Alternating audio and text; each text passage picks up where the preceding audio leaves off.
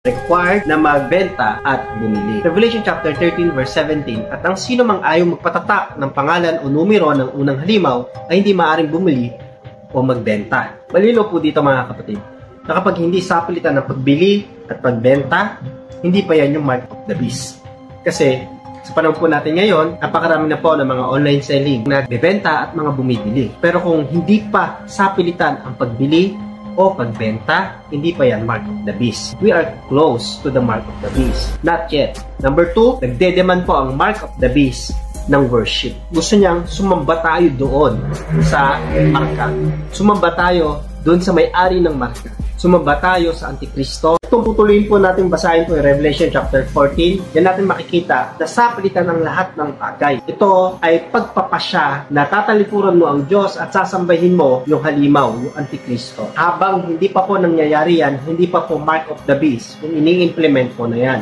Number 3, nagdedemand po ito ng marka. It's either tattoo, barcode, implantation, scanning, sa noo, o sa kamay. Revelation chapter 13 verse 18. Kailangan dito ang talino upang manuwahan ang kahulugan ng numero ng unang halimaw, dahil simbolo ito ng pangalan ng tao at ang numero ay 36. Habang dinire-required po ng mga nag-i-implement ng ganyang bagay po na magmarka po tayo ng mark of the beast sa noo o sa kamay, hindi pa po yan yung 666. Hindi pa yan yung tatakan. Kasi nga, kailangan munang mangyari po yung mga propesya. Ang mark of the beast nagde-demand po ng threat. May pagpatay po dito. Sabi ng Revelation 13:15, hinayaan ng Diyos ang pangalawang halimaw na magbigay ng buhay sa imahen ng unang halimaw.